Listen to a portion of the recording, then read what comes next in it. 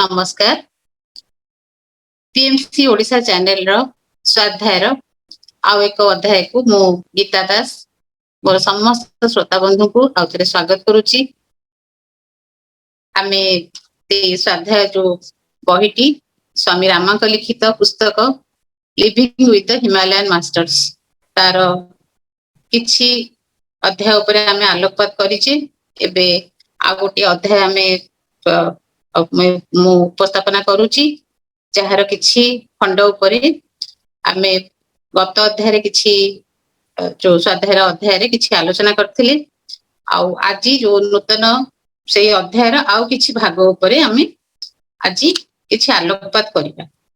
स्वामी रामा तांकर से जो दीर्घ 45 वर्ष से हिमालय साधु संतों सहित अतिबाहित करथिले। ता सहित निजर गुरुदेव को निर्देश क्रमे से बहुत जन महान व्यक्ति संस्पर्श में आसीथिले जहा ठारू से बहुत ज्ञान लाभ करथिले। से निजर आत्मकथा रे सेमानक विषय रे ए जो अध्याय रे से बहुत जन महान संत आउ किछि साध्वी तांका सहित तांकर साक्षात होइथिला। तांका ठारू से जहा ज्ञान लाभ करथिले ताकू संक्षेप रे से वर्णना करछन्ती और आमे तादरु किछि ज्ञान मध्ये आहरण करिबा। आजिरो जो अध्याय रे आमे किछि चारोटी खंड उपरे आलोकपात करिबा। एथिरे आमे आजी गुरु रविन्द्रनाथ टैगोर, श्री अरविंद, महर्षि रमण एवं आउ जने सिमला रे रहुथवा जने बहुत महान जने स्वामी तांको विषय रे से जो साक्षात्कार तांकर जो साक्षात होइतिला तांको संगे जो अवस्थान करथिले स्वामी रामा जो ज्ञान लाभ करथिले से विषय रे आमे आज किछि आलोचना करिबा। ए स्वामी रामांकर ए जो पुस्तकटी ताकू आरंभ करिबा पूर्वरु स्वामी सबुठु तो आगे स्रष्टा को प्रणिपात। स्वामी रे रामांक चेतना को आमंत्रण जणाइबा। गुरु पितामह पत्री जी जे हमर पथ प्रदर्शक मार्गदर्शक तांको मध्य प्रणाम। तांकर चेतना को भी आमंत्रण जणाइबा एवं आज रो ए स्वाध्याय को हमें आरंभ करिबा। आज रो ए जोटा ए जो अध्यायटी हमें पे चलीची सेटा होची बहुत जन जो महान संतों सहित जो साक्षात हेतिला से विषय से लिखिचंदी।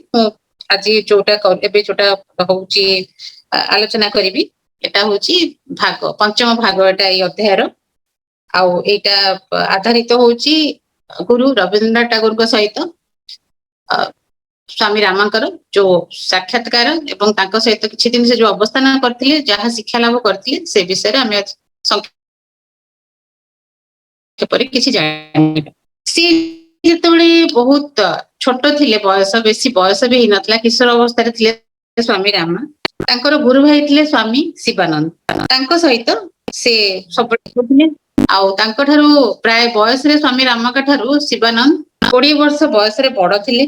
थरे से माने मसूरी जाउथि मसूरी जीवा समय रे गोटे छोट शहर राजपुर सेठी किछि दिन रहि जेथिले। सेतबळे प्रथम थर पई तांकर गुरु रविन्द्रनाथ टैगोर को सहित साक्षात होइथिला। से सेठी गोटे पाखरे गोटे कॉटेज रे रहुथिले आउ सेही समय जेतेबळे तांका संगे तांकर साक्षात होला तो रविन्द्रनाथ टैगोर तांको आमंत्रण जणाइले जोटा कि गुरुजी गुरुकर आश्रम आपण समस्त जानिथिबे शांति निकेतन सेठी को स्वामी रामा को से आसीबा पई आमंत्रण जणाइले।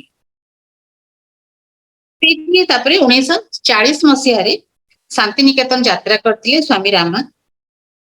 सेठी बहुत सुंदर चित्ताकर्षक आश्रम आउ गुरुदेव बोली तांकर जो शिष्य बा छात्र थिले गुरुदेव रविन्द्रनाथ टैगोर कर तांको से गुरुदेव बोली संबोधन करथिले आ बाकी जो माने सर्वसाधारण जे थिले से तांको ठाकुर भाबरे संबोधन करथि।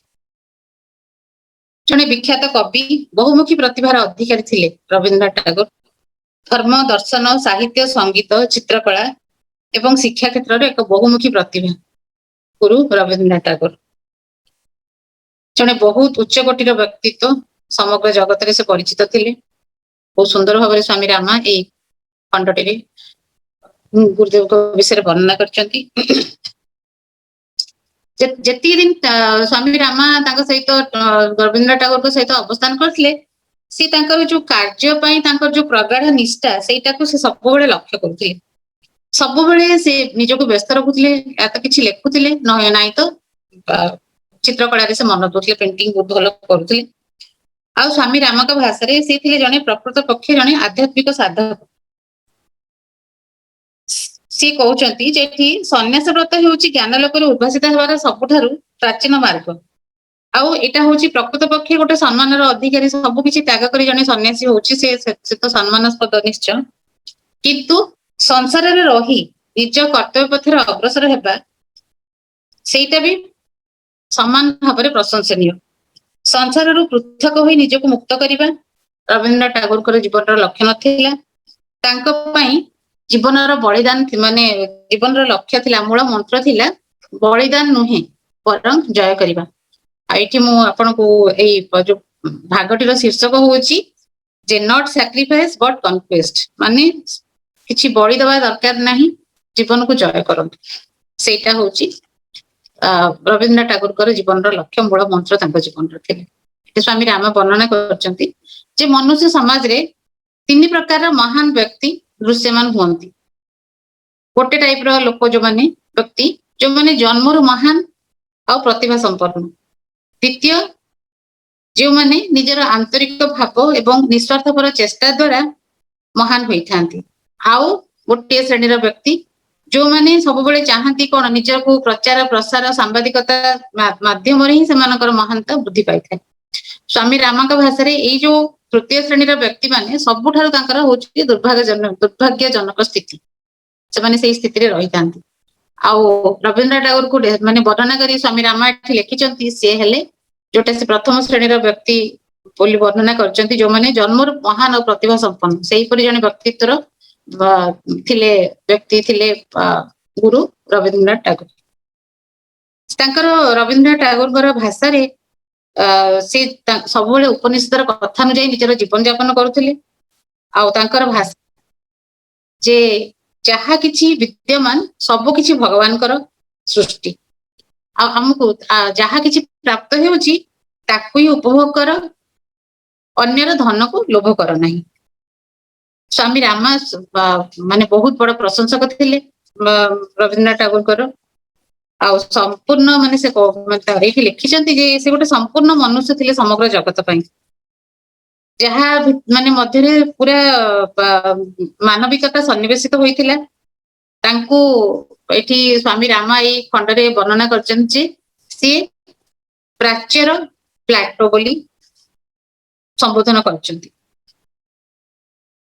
ଏଠି ମାନେ ରବୀନ୍ଦ୍ରନାଥ ଟାଗୋରଙ୍କ ଭାଷାରେ ସ୍ୱାମୀ ରାମ ଲେଖିଛନ୍ତି ଯେ ନିଜର ଯୋଉ ମନ ଆଉ ବାହ୍ୟ ଆଚରଣରେ ଆମେ ଯୋଉ ପାଶ୍ଚାତ୍ୟ ଚିନ୍ତାଧାରାକୁ ଯୋଉ ପ୍ରାଚ୍ୟ ପରିବର୍ତ୍ତିତ ହଉଛି, ସେଇଟା ନ ହେଇକି ଯଦି ପ୍ରାଚ୍ୟ ଆଉ ପାଶ୍ଚାତ୍ୟର ମିଳନରେ ଯଦି କିଛି ଉଚ୍ଚ ବିଚାରଧାରାର ମାନେ ଯଦି ସୃଷ୍ଟି ହୁଏ, ସେଟା ଗୋଟେ ଭଲ ଉଦ୍ଦେଶ୍ୟ ସାଧନ ହେଇପାରିବ ତା ଦ୍ୱାରା, ଯୋଉଟା କି ସମଗ୍ର ଜଗତ ପାଇଁ କିଛି ଭଲ କାର୍ଯ୍ୟରେ ଲାଗିପାରିବ। ଏଇଟା ଥିଲା ରବୀନ୍ଦ୍ରନାଥ ଟାଗୋରଙ୍କର ଗୋଟେ ମନ୍ତ୍ର ଜୀବନର। ସ୍ୱାମୀ ରାମଙ୍କ ଶବ୍ଦ ସମସ୍ତ ଶ୍ରେଷ୍ଠ ରାଷ୍ଟ୍ର ଏବଂ ସେଠାରେ ହେଉଥିବା ଉତ୍ତମ କାର୍ଯ୍ୟ ପଛରେ ମହତ ଚିନ୍ତାଧାରା ଅବସ୍ଥିତ। ଚିନ୍ତାଧାରା ହିଁ ସୃଜନଶୀଳତାର ଆଧାର, ସମୟ ହିଁ ସବୁଠାରୁ ବଡ ରୂପାନ୍ତରକାରୀ ଏବଂ ଚିନ୍ତାଧାରା ହଉଛି ସର୍ବୋତ୍ତମ ସମ୍ପଦ। ଭାଗ୍ୟ ହଉଛି କ୍ୱଚିତ ମିଳୁଥିବା ଏକ ମାନେ ଆମେ ସବୁବେଳେ ଭାଗ୍ୟ ଉପରେ ଯୋଉ ଛାଡି ଦଉଛେ ସେଟା ପ୍ରକୃତରେ ସେୟା ନୁହେଁ, ସବୁ ଭାଗ୍ୟ ଫଳ ସେଟା ନାହିଁ। ଯାହା ଏଠି ବର୍ଣ୍ଣନା କଲେ ଯେ ଗୋଟେ ଭଲ ଚିନ୍ତାଧାରା ଆସିଲେ ହିଁ କିଛିଟା କାର୍ଯ୍ୟକାରୀ ହବ, ସେଇଟା ହିଁ ଗୋଟେ ଚିନ୍ତାଧାରା ହିଁ ଗୋଟେ କିଛି ଜିନିଷକୁ ସୃଷ୍ଟି କରିବାରେ ସାହାଯ୍ୟ କରେ। ଆଉ ସେଇ ଭାଗ୍ୟ ଯୋଉ କହୁଛନ୍ତି ସେଟା ହୁଏତ ସେଟା ହଉଛି ଗୋଟେ କ୍ୱଚିତ ମିଳୁଥିବା ଗୋଟେ ସୁଯୋଗ, ଯାହା ଦ୍ୱାରା ନିର୍ଦ୍ଦିଷ୍ଟ ବ୍ୟକ୍ତି ନିଜର ଚିନ୍ତାଧାରା ଏବଂ କ୍ଷମତା, ଆମ ସମସ୍ତଙ୍କ ଭିତରେ ଗୋଟେ କ୍ଷମତା ଅଛି, କରିବାର କାପାସିଟି ଅଛି, ଯୋଉଟାକୁ ଆମେ ନିଜେ ଅନୁଭବ ବି କରିପାରୁନେ। ଆଉ ସେଇ ଭାଗ୍ୟ ବି ଯାହାବି କହୁଛନ୍ତି ଯଦି ଆସୁଛି ସେଇଟା ଯଦି ସେଇ କ୍ଷଣ ଗୋଟିଏ, ତାକୁ ସେଇ ସମୟରେ ନିଜର ଚିନ୍ତାଧାରା ଆଉ କ୍ଷମତାକୁ ଯଦି ଉଚିତ ସମୟରେ ସେଟା ପ୍ରକାଶ କରିବାକୁ ସେ ଭାଗ୍ୟଟା ହିଁ ସେଇ ସମୟରେ ସାହାଯ୍ୟ କରିଥାଏ। ରବୀନ୍ଦ୍ରନାଥ ଟାଗୋରଙ୍କ ଭାଷାରେ ଯୁଗ ଯୁଗ ଧରି ଆମେ ସମସ୍ତେ ଜାଣୁଛେ ଜନ୍ମ ଅଛି ମାନେ ମୃତ୍ୟୁ ଅଛି, କିନ୍ତୁ ସେଟା ଗୋଟିଏ ଭୟ, ସେଇଟାକୁ ଏଇଠି ବି ରବୀନ୍ଦ୍ରନାଥ ଟାଗୋର ବର୍ଣ୍ଣନା କରିଛନ୍ତି ବୋଲି ସ୍ୱାମୀ ରାମ ଲେଖିଛନ୍ତି ଯେ ମୃତ୍ୟୁ ହିଁ ହେଉଛି ମନୁଷ୍ୟ ପାଇଁ ସବୁଠୁ ମାନେ ଯଦି ସେଇଟା ମଣିଷ ମନରେ ନ ରହିବ ତାହେଲେ ଆଉ ସେ ଦୁଃଖ ଯନ୍ତ୍ରଣାରେ ବି ବୋଧେ ଆମେ ରହିବାନି। ତ ମୃତ୍ୟୁ ହିଁ ହେଉଛି ମନୁଷ୍ୟ ପାଇଁ ଭୟ ଆଉ ଯନ୍ତ୍ରଣାର କାରଣ। କାହିଁକି ନା ଆମେ ସେଇ ସତ୍ୟଟାକୁ ଏତେ ସହଜରେ ଗ୍ରହଣ କରିପାରନ୍ତିନି। ସମସ୍ତେ ଜାଣୁଛନ୍ତି ଜନ୍ମ ହେଲେ ମୃତ୍ୟୁ, କିନ୍ତୁ ସେଟାକୁ ଆମେ ଏତେ ସହଜରେ ସେଇ ଭୟଟା ଆମ ଭିତରେ ସବୁବେଳେ ରହୁଛି। ତ ସେଠି ଏଠି ରବୀନ୍ଦ୍ରନାଥ ଟାଗୋରଙ୍କ ସହିତ ନିଜର ଯୋଉ ଅଭିଜ୍ଞତା ଥିଲା ସେଠି ସ୍ୱାମୀ ରାମା ଲେଖିଛନ୍ତି, ଯେଉଁମାନେ ମୃତ୍ୟୁର ଭୟ ଏବଂ ଯନ୍ତ୍ରଣାକୁ ଲକ୍ଷ୍ୟ କରୁଛନ୍ତି ସେମାନେ ଏଇ ରବୀନ୍ଦ୍ରନାଥ ଟାଗୋରଙ୍କର ରବୀନ୍ଦ୍ର ସଙ୍ଗୀତ ବିଷୟରେ ଆପଣ ସମସ୍ତେ ନିଶ୍ଚୟ ପରିଚିତ ଥିବେ। ସେଇ କଥା ଲେଖିଛନ୍ତି ଯେ ସେ ଯିଏ ମୃତ୍ୟୁ ଯନ୍ତ୍ରଣାକୁ ମାନେ ଭୟ କରୁଛନ୍ତି ସେମାନେ ସେଇ ରବୀନ୍ଦ୍ରନାଥ ଟାଗୋରଙ୍କର ସଙ୍ଗୀତକୁ ଶୁଣିବା ଆଉ ଶିଖିବା ଉଚିତ, ଯାହା ସେଇ ଅସୀମ ଅନନ୍ତ ଶକ୍ତି ସହିତ ନିଜକୁ ପୁରା ମିଶେଇ ଦେବାକୁ ନିମଜ୍ଜିତ କରିବାକୁ ଶିଖାଇଥାଏ। ସେଇ ରବୀନ୍ଦ୍ର ସଙ୍ଗୀତ ହିଁ ସେଇ ଜୀବନ ଦର୍ଶନ ପାଇଁ ମନୁଷ୍ୟକୁ ବହୁତ ସହାୟକ ହୋଇଥାଏ। ଏବେ ଏତେ ଦିନ ପରେ ମଧ୍ୟ ବର୍ତ୍ତମାନ ମଧ୍ୟ ସେଇ ଯୋଉ ରବୀନ୍ଦ୍ରନାଥ ଟାଗୋରଙ୍କର ଯୋଉ ଶବ୍ଦ ଆଉ ଧ୍ୱନି କବି ଆଉ ସଙ୍ଗୀତକୁ ଏବେ ବି ପ୍ରଭାବିତ କରୁଛି। ଏଇଠି ରବୀନ୍ଦ୍ରନାଥ ଟାଗୋରଙ୍କର ଯୋଉ ସେ ଯାହା ବିଶ୍ୱାସ କରୁଥିଲେ ସେଇଟା ସ୍ୱାମୀ ରାମା ଆତ୍ମକଥାରେ ଲେଖିଛନ୍ତି ଯେ ସମସ୍ତ ଯୋଉ ଅସ୍ତିତ୍ୱ କହୁଛି ସେ ଅସ୍ତିତ୍ୱ ବ୍ରହ୍ମାଣ୍ଡର ଗୋଟେ ସଂଗଠିତ ପଦ୍ଧତି, ଯାହାର ମହତ୍ୱପୂର୍ଣ୍ଣ ଶକ୍ତିରୁ ପ୍ରେମର ସୃଷ୍ଟି, ଆଉ ସେଇଟା ହଉଛି ଆଧ୍ୟାତ୍ମିକତାର ହଉଛି ସେଟା ହଉଛି କେନ୍ଦ୍ରବିନ୍ଦୁ। ଏଇ ଯୋଉ ଆମେ ସମସ୍ତେ ନିଜ ନିଜ ଭିତରେ ଗୋଟେ ଧର୍ମକୁ ମାନେ ଯୋଉ ଧର୍ମ ନାଁରେ ମଣିଷ ଭଗବାନଙ୍କ ନାଁରେ ହିଁ ଧର୍ମ ସୃଷ୍ଟି କରୁଛି। ଏଟା ଆମର ହିଁ ସୃଷ୍ଟି। ବିଭିନ୍ନ ଧର୍ମ ନାଁରେ ହିଁ ଆମେ ଭଗବାନଙ୍କୁ ବିଭାଜିତ କରୁଛେ, ଭଗବାନ ତ ଗୋଟିଏ। କିନ୍ତୁ ଏଠି ରବୀନ୍ଦ୍ରନାଥ ଟାଗୋର କହୁଛନ୍ତି ଯେ ମନୁଷ୍ୟର ଧର୍ମ କଣ ସେଇଟା ସମସ୍ତେ ଜାଣିବା ଉଚିତ। ଈଶ୍ୱରଙ୍କ ପାଇଁ ଯୋଉ ପ୍ରେମ ସେଟା ଗୋଟେ ସହାନୁଭୂତିଶୀଳ ଆଉ କୃତ୍ରିମ ପ୍ରତିକ୍ରିୟା। ସୃଷ୍ଟିକର୍ତ୍ତାଙ୍କ ପାଇଁ ଯୋଉ ସୀମିତ ସତ୍ତା କହୁଛନ୍ତି ସେଟାରେ ଯେତିକି ଆବଶ୍ୟକତା ରହିଛି, ସୀମିତ ସତ୍ତା ପାଇଁ ମଧ୍ୟ ସୃଷ୍ଟିକର୍ତ୍ତାଙ୍କର ସେତିକି ଆବଶ୍ୟକତା ରହିଛି। ଏଇ ଯୋଉ ଖଣ୍ଡ ଗୁଡିକରେ ଯୋଉ ମହାନ ମହାପୁରୁଷଙ୍କ ବିଷୟରେ ଯାହା ସ୍ୱାମୀ ରାମା ବର୍ଣ୍ଣନା କରିଛନ୍ତି ଆଉ ଯୋଉ ବିଷୟରେ ବି କହିଛନ୍ତି, ଏଇଟା ତ ସଂକ୍ଷେପରେ ମୁଁ ଟିକେ ଟିକେ କହୁଛି। ଏଇଟାର ମୂଳ ଉଦ୍ଦେଶ୍ୟ ହେଲା ସ୍ୱାମୀ ରାମା ବି ନିଜ ଆତ୍ମକଥାରେ ଯୋଉ ବର୍ଣ୍ଣନା କରିଛନ୍ତି ଯେ ଏଥିରୁ ଆମେ ଯାହା ବି ଶିକ୍ଷା ଲାଭ କରୁଛେ ତା ବିଷୟରେ ଆହୁରି ଗଭୀର ଭାବରେ ଜାଣିବାକୁ ହେଲେ ଆମକୁ ତା ବିଷୟରେ ଆଉ ଟିକେ ବହି ପଢି ଅନୁଧ୍ୟାନ କରିବାକୁ ପଡିବ, ଏବଂ ଏଇ ବହିଟିକୁ ବି ସମସ୍ତେ ନିଜେ ନିଜେ ଥରେ ପଢିଲେ ଆହୁରି ବହୁତ ଭାବରେ ଆକୁ ହୃଦୟଙ୍ଗମ କରିପାରିବେ।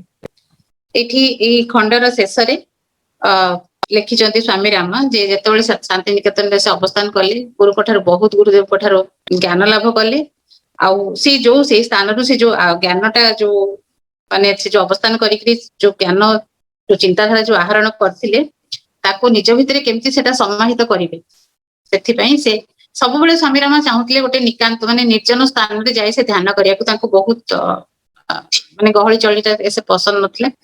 ତେଣୁ ସେଠୁ ଯୋଉ ଜ୍ଞାନଟା ଆହରଣ କଲେ ତାକୁ ନିଜ ଭିତରେ ସମାହିତ କରିବା ପାଇଁ ସେ ପୁଣି ଫେରି ଯାଇଥିଲେ ହିମାଳୟରେ, ସେ ଯୋଉ ରହୁଛି ତାଙ୍କର ବାସସ୍ଥାନ ସେଠିକୁ ତାଙ୍କ ଗୁରୁଦେବଙ୍କ ପାଖକୁ ଫେରି ଯାଇଥିଲେ।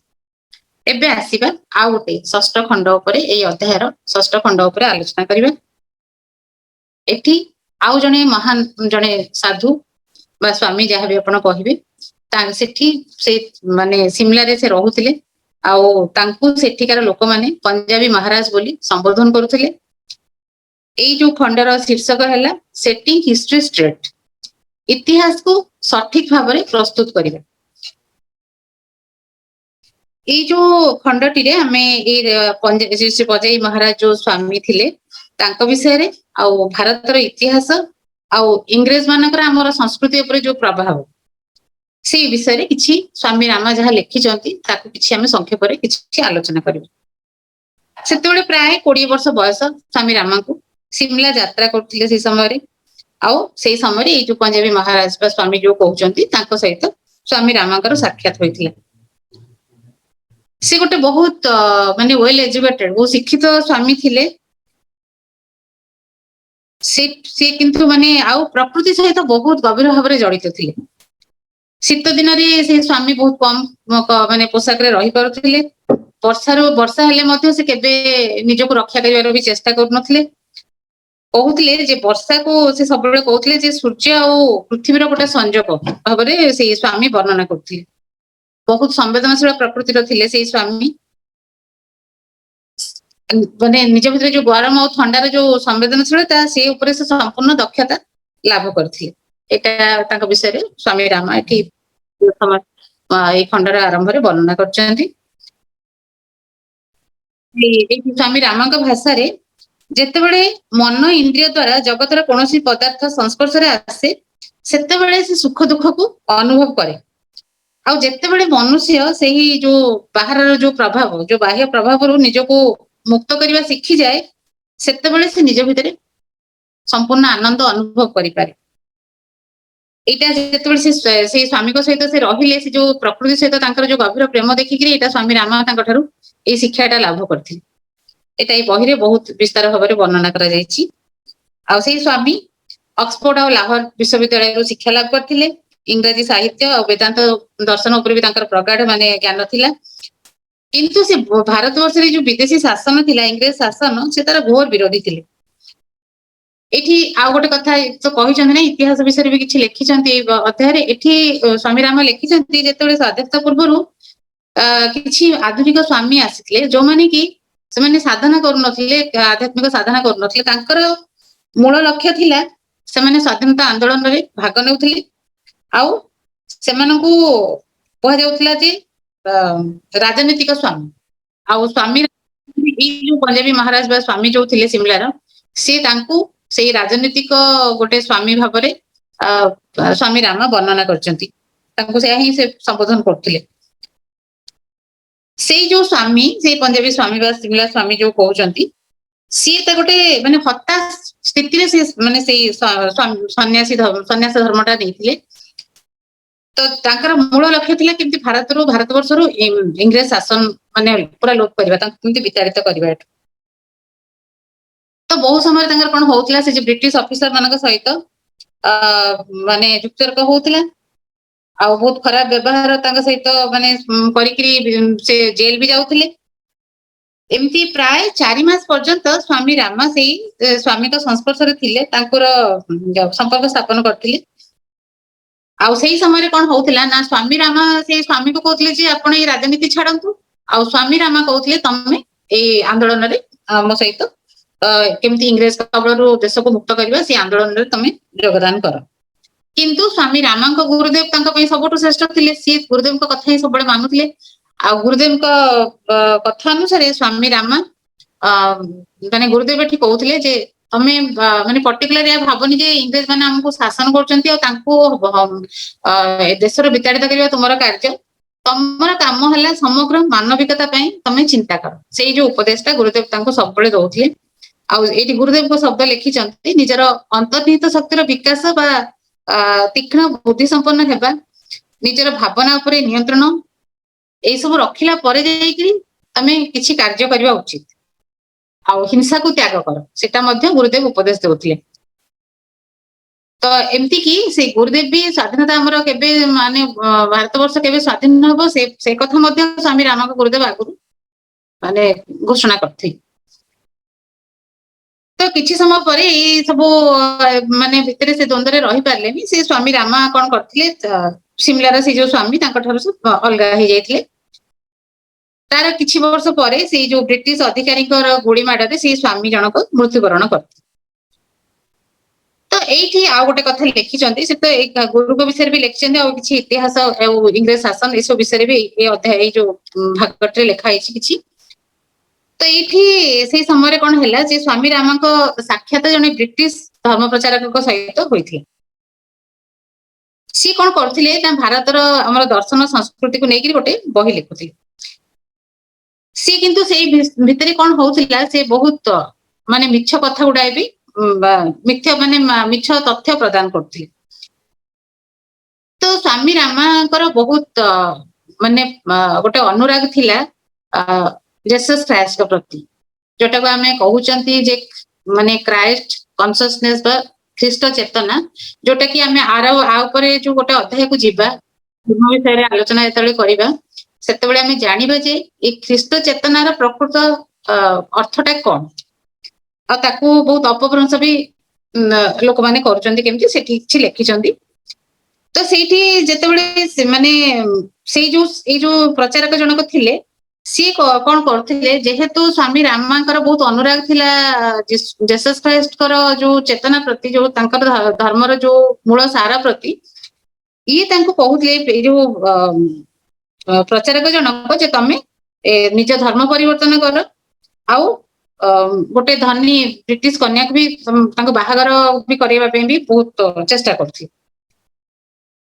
तो ये जो धर्म प्रचारक माने जहाँ लिखिं खाली से गोटे धर्म प्रचारक नुहे बहु जन धर्म प्रचारक भारतर पुरातन वैदिक सभ्यता को बहुत क्षति पहुंचाउथिले आउ जेबे कि हमर ए जो पुरातन संस्कृति वैदिक संस्कृति हमर माने ए जो धर्म एटा हमर हिंदू जैन धर्म बुद्धिज्म सिखिज्म रो माने सबुर गोटे मूल माता स्वरूप सेटू प्राय 200 रु 300 वर्ष पर्यंत ये जो ब्रिटिश जो धर्म प्रचारक माने भारतर संस्कृति को क्षति पहुंचेबा चेष्टा करथिले आ स्वामी रामाठी निजर अनुभूति रे माने लिखिचंती जे दुईटी कारण जोगु से माने कार्यकारी होई पर नथले तो सक्सेसफुल हेई पर नथले काहे की ना भारतर जो संस्कृति हमर जो कल्चर टा हमर रक्षाकर्ता हेले महिला माने कारण आमे जो जहाँ भी मानुचे किसी धर्म पूजा पाठ करुचे कि आम जहाँ पर गोटे विश्वास रखुचे से मूलतः महिला मान द्वारा ही चालित होता है से घर जो स्त्री लोक मान तार मुख्य माने परिचालना करथांती तो से स्वामी राम लिखिं भारत संस्कृति और सभ्यतार रक्षाकर्ता होती महिला आउ गोटे कथा है आमर बहुत 75% लोक जो मैंने जनसाधारण माने हमर गाँ रे रुहंती एबे तो स्थिति बदली गलानी जेतोले बहिटा लिखिथिले सेतोले सेटा लिखिचंती आउ से माने ए जो ब्रिटिश शासक और धर्म प्रचारक तांको ठारो से माने सेतोले दूर रे रहउथिले एथि पई से माने एते कार्यकारी हेई पर नथिले हमर ई माने संस्कृतिटा को क्षति पहुंचे बारी तो ये ब्रिटिश व्यक्ति मानक द्वारा प्रकाशित साहित्य बहुत समय एटा भी जो पाश्चात्य जो लोक माने जो माने बहुत विद्वान भ्रमणकारी माने विद्वान व्यक्ति भ्रमणकारी माने आसले से मानको बहुत द्वंद्व और विभ्रांत भी तांको भितर सृष्टि करौथुला से माने जहा द्वारा से माने भारतीय साहित्य दर्शन और विज्ञान जोटा कि बहुत उच्च कोटिर से शिक्षा लाभटा से माने ठीक भाबरे करि पर नथिले तो स्वामी रामा एठी लिखिचंती जेतबे जो थियोसॉफिकल सोसाइटी रो जो प्रतिष्ठाता आनी बसंत जे कि माने कांग्रेस पार्टी रो प्रेसिडेंट भी थिले आउ सर जॉन वुडरफ से माने हेले जो माने दुई जन माने महान लोक जो माने कि माने जोग जो प्रकृति माने से माने किछि सचोटता सहित आ आंतरिकता सहित किछि भारतीय जो योग संस्कृति विषय किछि लिखिथिले ता पूर्व बहुत जन बहुत किछि मिथ्या तथ्य प्रदान करथिले तो स्वाधीनता पूर्व भारत वर्ष जो धीरे धीरे माने हमर निजर संस्कृति लोप पाई जाउथिला आ इतिहास भी आमे भूली जाउथिले निजर जो चिंताधारा निजर वक्तव्य किंबा निजर कौन सी माने जो कार्य कोथरे भी सेतबळे जो स्वाधीनता पूर्व से कोथरे भी हमर स्वाधीनता नथिला तो यही जो भागरे स्वामी रामा पुणी थे लिखिं माने निजर अनुभूति गोटे शिक्षा लाभ करथिले से जे जो गोटे जो माने गोटे शक्ति जोटा थाए सेटा गोटे राष्ट्र को दुर्नीतिग्रस्त कराए आउ तार सभ्यता और संस्कृति को भी नष्ट करथे जेतले इंग्रेज माने शासन करले ता से माने ही तो पावरफुल से सेतपे से माने धीरे धीरे हम ऊपर गोटे कब्जा करले हमर संस्कृति हमर परंपरा को भी नष्ट करले तो आमे धीरे धीरे से इंग्रेज सभ्यता को भी आपणाइले तो सही पराधीन भारतर आउ एक छवि प्रकाश करचंती स्वामी राम एक राष्ट्र को एवं संस्कृति को क्षति पहुंचाइबार सबुठु बड़ अस्त्र हेउची आगो से राष्ट्रर जो भाषा ताको आगो चेंज परिवर्तन कर दियो ताहले सेटा बहुत इजी हबो तमे तांको निज आड़ को आकर्षित करबा पई आउ जोथरे कि ब्रिटिश माने बहुत भलो भाबरे सफलता लाभ करथिले आ स्वाधीनतार एठी लिखिचंती जे एते वर्ष परे मध्ये हमर ऑफिशियल लैंग्वेज होची इंग्लिश सेटा से लिखिचंती आ गोटे कथा जे हम भारत वर्ष रे बहुत खाली तो माने हमें जो बहुत सारा जते माने राज्य रे जति की भाषा चलीची ताको ता भितर भितर भी आहुरी बहुत आंचलिक भाषार भी बहुत माने समागम एठी तो सेमाने को तेणु सब राज्य गुडी के मध्ये जो जोगाजोगर अभाव सेटा भी गोटे मुख्य कारण आम संस्कृति सभ्यता भाषा उपरे जो प्रभाव पकईला इंग्रेज सभ्यता इंग्रेज भाषा तो निजर मत प्रदान करके स्वामी रामा लिखिं भारतीय सभ्यता सहित मेल रखी आमर शिक्षा पद्धति आमर जो लालन पालन आम पिला हवा उचित भारतीय समाज पुनः निर्माण साहित्य विज्ञान कला और शिक्षा क्षेत्र में निहाती आवश्यक भारतर अग्रगामी वंशधर मान प्रकृत पक्षे गोटे आंतर्जातिक शिक्षार आवश्यकता रही जहाँकि अति शीघ्र कार्यकारी हवा आवश्यक तो ये सिमलार से जो स्वामी विषय लिखिं से स्वामी राम से जो ब्रिटिश शासन पूर्व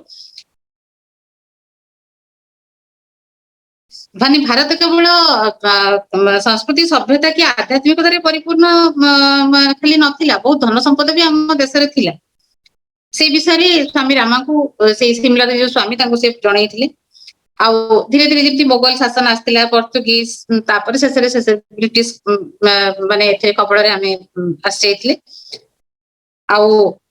तापर धीरे धीरे ब्रिटिश कबल आमर आर्थिक संस्कृति इतिहास सबकि ध्वंस हो जाता तापर आउ गोटे से भल नीति अपणाई आमको कब्जा कले कौन ना विभाजन नीति जोटा कि समस्त भितर गोटे द्वंद्व सृष्टि करी विभाजन करी शासन को आहरी सुदृढ़ कर तो एपर्यंत से लिखिं शेष भाग में बहु जन जो आम देश को भ्रमण करने को जो आसुच्च से प्रकृत इतिहास विषय किसी जानती बहुत अनभिज्ञ से बहु जन ये प्रश्न भी करती जदि भारत आध्यात्मिकता एते धनी ताहले एते गरीब राष्ट्र कहीं तो ये स्वामी रामांकर उत्तर जे विश्व इतिहास रे आध्यात्मिकता एवं अर्थनीतिर कौन बुझामणा नहीं आध्यात्मिकता पाई नुहे बरं आध्यात्मिकता को माने खाली जो आध्यात्मिकता रे कौन हम आध्यात्मिकता को अनुसरण कर प्रकृत ज्ञानटा लाभ कले ही आमे ठीक स्थिति रे रही परिबा आ से आध्यात्मिकता को जेहेतु आमे अनुसरण करूने सेथिपई भारत वर्ष गरीब एटा स्वामी रामांकर ए खंडरे एटा वार्ता थिला गोटे आ नेता मानकर देश को अग्रगामी कराइबार एकत्व जो दृष्टिकोण अभाव देश रे बहुत आ सेथिपई भारत वर्ष दुख जंत्रणा दे गति करूची आहरी गोटे कथा लिखिं जे भारत वर्ष केवल निजर समृद्ध जो आध्यात्मिक और सांस्कृतिक ऐतिह्य जो एपर्यंत तिष्टिकी रही सब शेष लिखिं जे संस्कृति एवं सभ्यता महत्व पर आलोकपात कर लिखिं जे एक संप्रदाय राष्ट्र किंबा जातिर जीवन शैली है जीवन शैली जो माने संस्कृति और सभ्यता दीटा उपरे एठी आलोकपात करचंती स्वामी रामा ए शेष भाग रे गोटे संप्रदाय बा राष्ट्र किंबा जातिर जीवन शैली रे एटा गोटे पृथक दृष्टिकोण संस्कृति और सभ्यता संस्कृति जदि आम गोटे भल कपड़ा पिंधुचे ता माने नुह से गोटे भल माने कॉस्टली ड्रेस पिंधि आसीगला से बहुत सुरुचि संपन्न होइछि सी हुए तो न ही पारे सुसभ्य मार्जित माने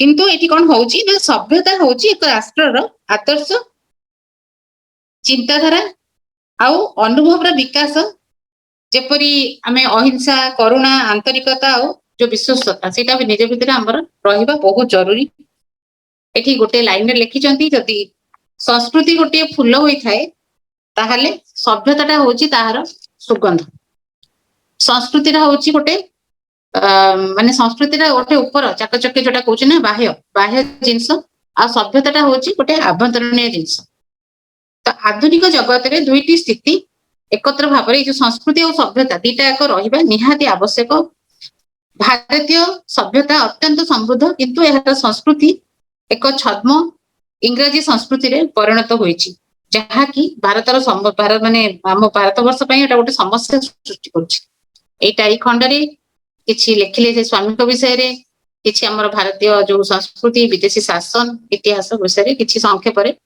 स्वामी रामा एठी आलोकपात करचंती मु आपन संक्षेप रे किछि कहली जदि किछि भूल रहिला टिके क्षमा करिवे आ गोटे भाग को जिबा ସପ୍ତମ ଭାଗ ଯୋଉଟା କି ମହର୍ଷି ତାଙ୍କ ବିଷୟରେ ଆପଣ ସମସ୍ତେ ଜାଣିଥିବେ। ଆଧ୍ୟାତ୍ମିକତା କ୍ଷେତ୍ରରେ ମହର୍ଷି ରମଣ ଜଣେ ଅତି ଉଚ୍ଚ କୋଟିର ସ୍ୱାମୀ। ସେଇଠି ରାମା ମହର୍ଷି ରମଣଙ୍କ ସହିତ ନିଜର ସାକ୍ଷାତ ବିଷୟରେ ଲେଖିଛନ୍ତି। ସେଠି ଗୋଟେ ଉତ୍ତରପ୍ରଦେଶର ଗୋଟେ ଗାଜୀପୁରରେ ଜଣେ ଡକ୍ଟର ଥିଲେ, ଡକ୍ଟର ଟି.ଏନ୍. ଦତ୍ତ। ସିଏ ଥରେ ସ୍ୱାମୀ ରାମାଙ୍କୁ ସାକ୍ଷାତ କରିବାକୁ ନାସିକ ଆସିଥିଲେ। ସେତେବେଳେ ସ୍ୱାମୀ ରାମା ଶଙ୍କରାଚାର୍ଯ୍ୟ ପଦବୀରେ ଥିଲେ।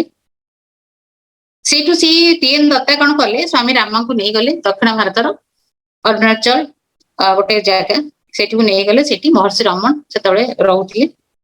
ଏଟା ହଉଛି 1949 ମସିହାର ଘଟଣା। ସେଠି ସ୍ୱାମୀ ରାମା ମହର୍ଷି ରମଣଙ୍କ ସହିତ ବେଶୀ ଦିନ ତ ରହିନଥିଲେ, ବହୁତ କମ ଦିନ ସେ ତାଙ୍କ ସହିତ ଅବସ୍ଥାନ କରିଥିଲେ, କିନ୍ତୁ ସେଟା ବହୁତ ତାଙ୍କ ପାଇଁ ବହୁତ ଆନନ୍ଦଦାୟକ ଥିଲା। ସେଇ ସମୟରେ ମହର୍ଷି ରମଣ ନିରବତା ଅବଲମ୍ବନ କରୁଥିଲେ। ଆଉ ବହୁତ ଜଣ ବହୁତ ବିଦେଶୀ ବି ତାଙ୍କର ଶିଷ୍ୟ ଥିଲେ। ଆଉ ମାନେ ସବୁଠୁ ତାଙ୍କର ପ୍ରମୁଖ ଶିଷ୍ୟ ଥିଲେ ଶାସ୍ତ୍ରୀଜୀ, ଯିଏ ଥିଲେ ମାନେ ସେ ଯାହା ବକ୍ତବ୍ୟ ଦଉଥିଲେ ସେଇ ସମୟରେ ସ୍ୱାମୀ ଯୋଉ ମହର୍ଷି ରମଣ ସେଠି ମାନେ ସ୍ଥାନ ଗ୍ରହଣ କରୁଥିଲେ, କିନ୍ତୁ ସେଇ ଯୋଉ ଶାସ୍ତ୍ରୀଜୀ ସିଏ ହିଁ ଯାହା କହିବା କଥା ସିଏ ହିଁ କହୁଥିଲେ। ତ ଏଇଠି ସ୍ୱାମୀ ରାମା ତାଙ୍କର ନିଜର ଯୋଉ ଅନୁଭୂତି ମହର୍ଷି ରମଣଙ୍କ ସହିତ କିଛି ଦିନ ରହିଥିଲେ ସେ ବିଷୟରେ ବର୍ଣ୍ଣନା କରିଛନ୍ତି। ସେ ଯାହା ତାଙ୍କ ଉପସ୍ଥିତିରୁ ଯୋଉ ଜ୍ଞାନ ଲାଭ କରିଥିଲେ ସେଇଟା ବହୁତ କ୍ୱଚିତ ଏମିତି ଦେଖିବାକୁ ମିଳନ୍ତି ସାଧୁ ସନ୍ଥ ବୋଲି ସେ ଲେଖିଛନ୍ତି। ସେଠି ଆଶ୍ରମରେ ଯୋଉ ଚିରନ୍ତନ ପ୍ରସାରିତ ନିରବତା ସେଠି କେବଳ ମହର୍ଷି ରମଣଙ୍କ ପାଖରେ ସ୍ଥାନ ଗ୍ରହଣ କଲେ ହିଁ ଜଣେ ଅନୁଭବ କରିପାରିବ। ଆଉ ଏଟା ସ୍ୱାମୀ ରାମଙ୍କର ଭାଷା। ଆଉ ଯେଉଁମାନଙ୍କର ହୃଦୟ ଉନ୍ମୁକ୍ତ ସେମାନେ ମାନେ ସେମାନଙ୍କୁ ସେଇ ଆଶ୍ରମର ଚିରନ୍ତନ ନିରବତା ଆଉ ନିଜ ଭିତରେ ଯୋଉ ପ୍ରଶ୍ନ ଗୁଡାକ ଆସୁଛି ତାର ପ୍ରଶ୍ନର ସେ ଉତ୍ତର ମଧ୍ୟ ସେଇଠୁ ମିଳିଥାଏ।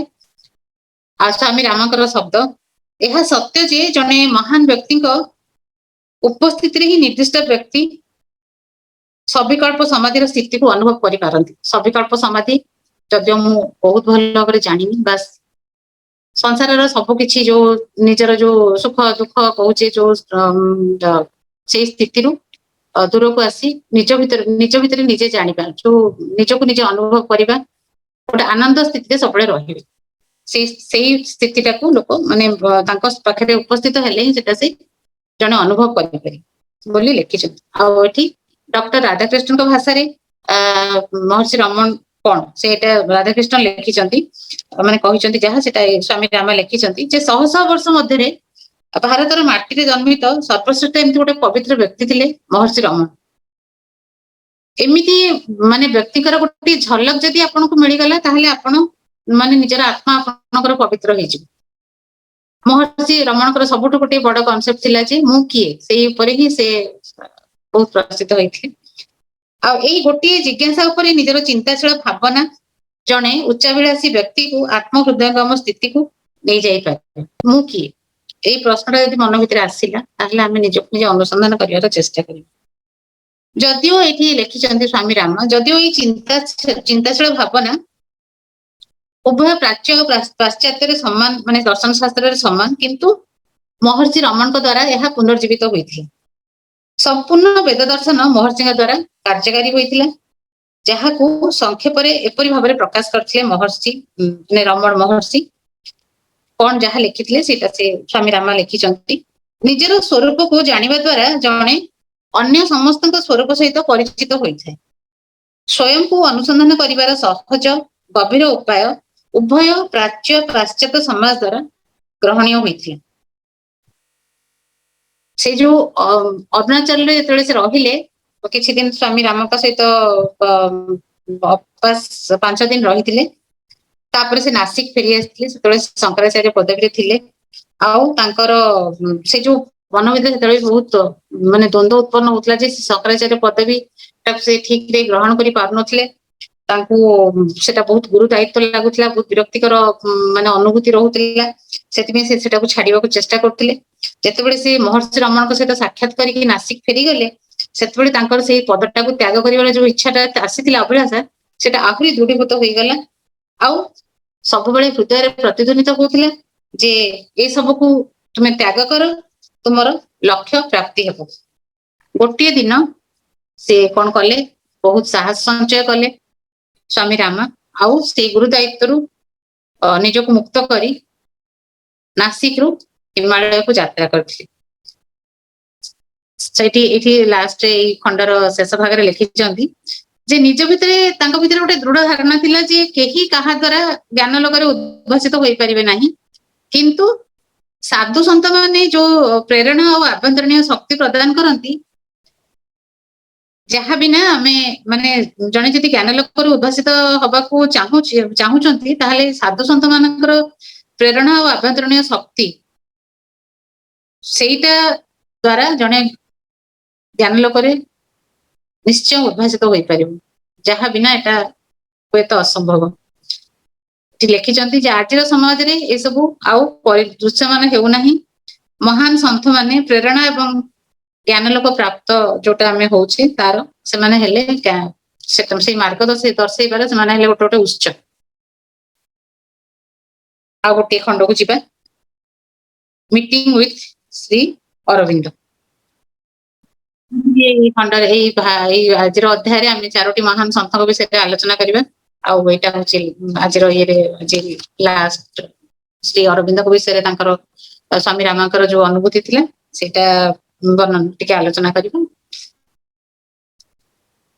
मीटिंग विथ श्री अरविंद अरविंद सहित स्वामी रामांकर जो साक्षात सी जिते से नासिक अति व्यस्तबहुल परिवेश बहुत माने बहुत असह्य हो पड़ता रमण महर्षि सहित भी साक्षात कले तापर से पुणी कले से निज भितर बोधे चेष्टा करते केमती पदवीटा को छाड़े से जो इच्छा जागृत होता केमती कार्यकारी करेंगे तार चेष्टा से विभिन्न गुरु मान पाखक जाऊे तो से रमण महर्षि सहित जो साक्षात होता तापर स्वामी रामा श्री माँ और अरविंद साक्षात पांडिचेरी जाइए तो सेठी से 21 दिन अवस्थान करथिले जो अभिलाषा से जो रमण महर्षि आश्रम जोटा लाभ करथिले केमती छाड़ीदेवी मु पदटा सेटा आहुरी स्ट्रंग दृढ़ीभूत हो जाइथिला भितर दुईटी पथ गोटे माने थिला सबु किछि त्याग करिवार पथ आ गोटे थिला मर्यादा संपन्न शंकराचार्य पदवीर जो दायित्व सेटा से बहुत व्यस्त विव्रत हो जाउछि। तो पांडिचेरी रे जेतेबेले स्वामी रामांकर साक्षात रहिथिले 21 दिन सेतेबेले अरविंद सहित बहुत समय साक्षात होतिला बहुत सीमा थिले से बहुत दयालु प्रकृतिर थिले सेठे जो छात्र माने थिले से माने बहुत निष्ठापर थिले दृढ़ भाव निजर जो जीवन शैली से माने यापन करथिले ताकू सेटा सबुठु सर्वोच्च से माने सेटा माने करथिले। सेठी जेतले 21 दिन रहिले से धीरे धीरे श्री अरविंद श्रीमांकर जो तांकर जो पूर्णांग योग जोटा कहते इंटीग्राल योग आधुनिक एवं बौद्धिक जो आभिमुख्य सेटा को सम्मान देवा लगिले से जो पूर्णांग योग तार किछि सार कथा माने भागरे स्वामी रामा वर्णना करछंती जे श्री अरविंद जो दर्शन शास्त्र सी पूर्णांग अद्वैतवाद उपरे माने तापर पेश करके लिखाई से तारी पर वर्णित सेटा मौलिक एकता मध्य वास्तविकता को हृदयंगम करवा ये पूर्ण अद्वैतवाद से नैतिकता धर्म तर्क एवं आध्यात्मिक शास्त्र किसी पार्थक्य से न था संपूर्ण भाव माने मिटई दे था सेठी होउची कौन ना संपूर्ण वास्तवतार आवश्यकता होउची अद्वैतवाद कल्पना विहीन युक्तियुक्त भाव में कौन किसी संज्ञा ना संज्ञा प्रदान न करिबा गोटे माने जो द्वित अद्वैत कहते आम जो कहे सुख दुख अद्वैतवाद हो गले से केवल आनंद स्थिति तो ये किसी दुई मत किसी ना तो ये अद्वैतवाद उपरे सबू शास्त्र किसी किसी गोटे गोटे लाइन लिखिं जे एटा होची वेद शास्त्र निर्गुण ब्रह्म आउ बौद्ध दर्शन सेटा होची शून्य स्थिति ଚାଇନିଜ ମାନଙ୍କ ଭାଷାରେ जो दर्शन शास्त्र सेटा हूँ ताओ आउ तंत्र विद्यारे भी ताको कहउचंती तत्वतिता। तो यही सब किसी समान माने जो भाव में सेटा अद्वैतवाद को उपस्थापन करथे। संपूर्ण जो वास्तवता सेटा शुद्ध आध्यात्मिक ज्ञान माध्यम केवल निजर एक्सपीरियंस निजे प्रत्यक्ष भाव में अनुभव से करें ही उपलब्धि कर बुझेले कि किसी कहले आम से उपलब्धि प्रकृति में करें। एठी गोटे कथा लिखिछंती जे तंत्र दर्शन जेतेबेले तंत्र दर्शन कौन हुए कुंडलिनी शक्ति को जागृत करी लोक माने जो माने साधना करती से व्यक्ति माने आध्यात्मिकता दिगरे अग्रसर होइथांती।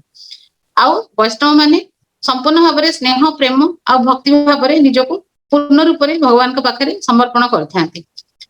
ख्रिस्टियन जो रहस्यवाद आउ सुफिजिम जोटा कहउचंती से माने बहुत भाव में ये जो वैष्णववाद जो माने शिक्षा जे सेमानकर जो दर्शन जोटा कि स्नेह प्रेम भक्ति भाव में पूर्ण भाव में निजको भगवान के पाखरे समर्पण करबा बहु भाव में ख्रिस्टियन रहस्यवाद और सुफिजिम भी ता संगे मेल खाए।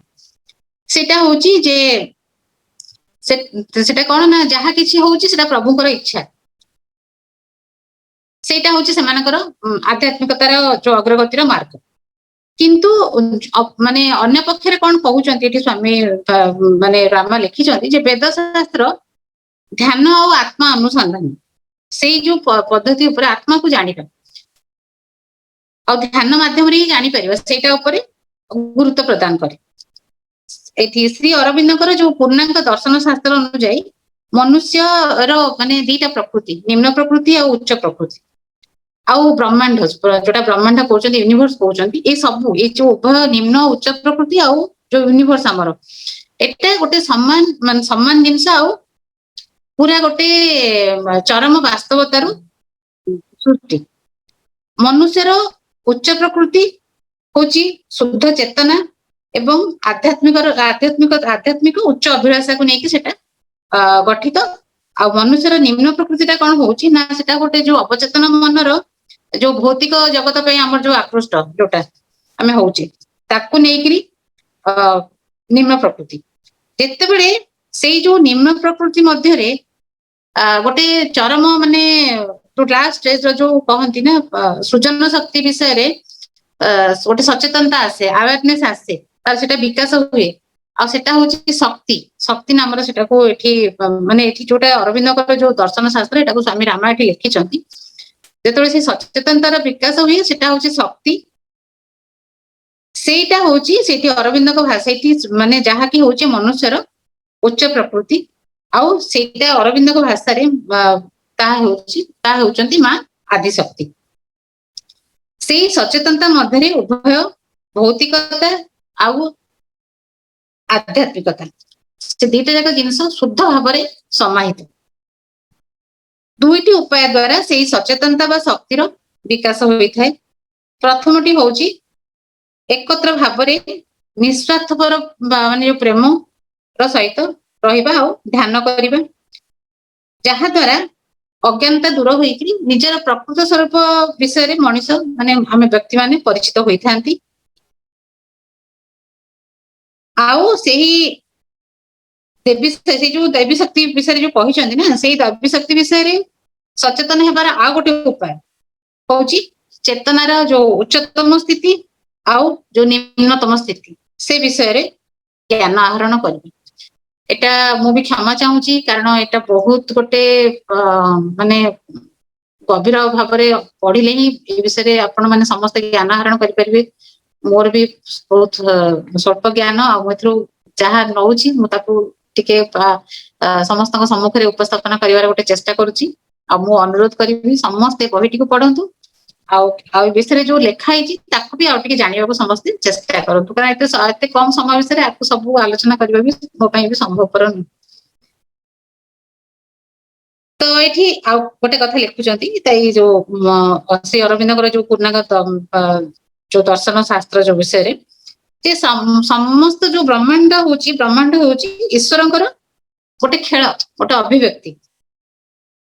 तेणु जो पूर्णांग योग जोटा इंटीग्राल योग कहउचंती तार आभिमुख्य होची ईश्वरंक सहित व्यक्तिर सक्रिय एवं प्रभावशाली जो सचेतनता भितर निजको रखिबा स्थित हेबा श्री अरविंदकर जो पूर्णांग अद्वैतवाद दर्शन शास्त्र अनुଯାयी आधुनिक समाज रे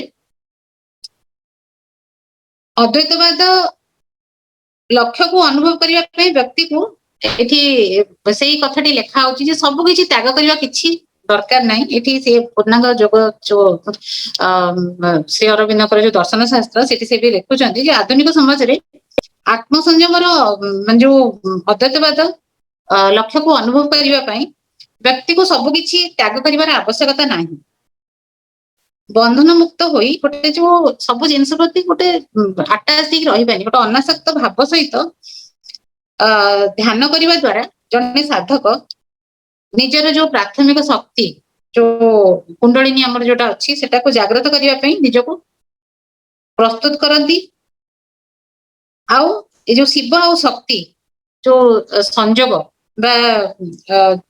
मान जो मिलन हुए ता द्वारा ही माने आमे सेटा ही बैलेंस जदी हो जाए समस्त भितर से दीटा स्वरूप अच्छी शिव और शक्ति जदि जहाँ भितर से दीटा स्वरूप सेटा गोटे संतुलन रक्षा करी चली सेठी आ से संपूर्ण आनंदमय स्थिति रहिबो सेठी से अद्वैतवाद ही आसीजिब तो ये से ही लिखिं शिव और शक्ति संयोग मिलन को अनुभव करने द्वारा मानविकता एक उच्च सचेतनता को उन्नीत हो पार एठी श्री अरविंदकर गभीर जो दर्शन शास्त्र उपरे से गभीर भाव प्रभावित होते स्वामी राम किंतु तांकर थिला जे से बहुत एकांत परिवेश रे रहिबा को सब चाहूले आ ध्यान करने को चाहूले आ किंतु श्री अरविंदकर जो शिक्षा पद्धति सेठी से माने छात्र मानक से बहुत अलग माने कार्यकलाप भी नियोजित रखुले एमती ड्रामा होता कनसर्ट होता टेनिस खेलुले लोक से सब से निजको खाप खुआई पारे स्वामी राम से माहौल से आडजस्ट हो पारे से 21 दिन अवस्थान पर स्वामी राम फेरी जाइए नासिक आउ सेठू जाइकरी से पूरा दृढ़ निश्चय नहीं मत ए जो पदवी त्याग करी हिमालय को फेरी जीवार अच्छी ए आजिर ए जो गोटे ये जो अध्याय चली आहरी किसी खंड भी बाकी अच्छी जहाँ को आम आगामी अध्याय आलोचना करवा आज 4टी खंड उपरे आमे किसी आलोकपात कले आशा करुच्ची आपण मैंने सब किसी भल भाव ग्रहण कर चेष्टा करेंगे से समस्त को अनुरोध करी बहीटी को टिके पढ़ंतु ताहले आपण आहरी भल भाव गभीरतार सहित जापर बहुत सुंदर बही समस्त को अशेष धन्यवाद एवं कृतज्ञता नमस्कार।